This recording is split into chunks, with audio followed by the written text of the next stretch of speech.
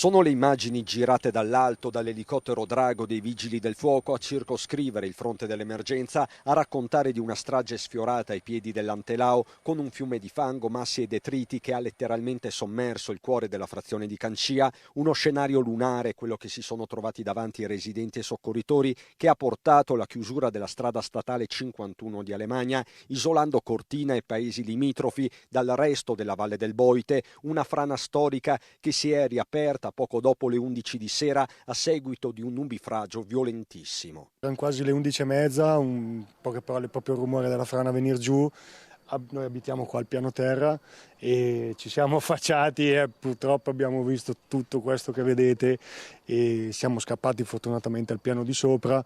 La casa non ha danni, per fortuna noi non abbiamo avuto acqua in casa, ha girato solo intorno, però sì, è stato un bel trauma, un bello spavento. Da ieri sera alle 11:30.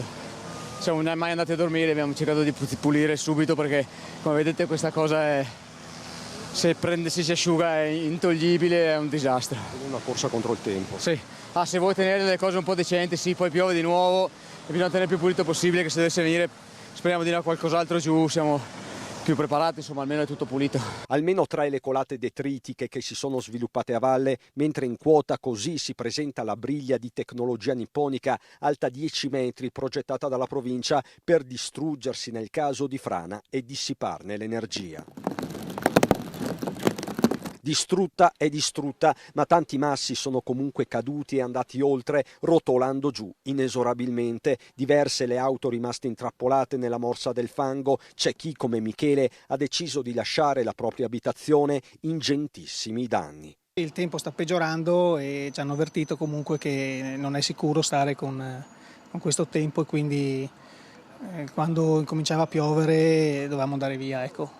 E allora torneremo domani sperando che sia meglio il tempo. Avevamo una macchina, un furgone e una macchina non si trova più, il furgone spunta e si vede il tetto, ecco. La memoria collettiva è subito andata a quella maledetta notte del luglio 2009, quando una frana simile, ma forse meno potente, travolse la villetta di Giovanna Belfi, 82 anni, e del figlio Adriano Zanetti, 63, uccidendoli. Da allora numerosi gli interventi, capofila la provincia. C'è chi dice che non hanno funzionato, chi invece afferma che sono serviti a evitare il peggio, e non manca la polemica. Altro capitolo il sistema d'allarme che non avrebbe funzionato correttamente. La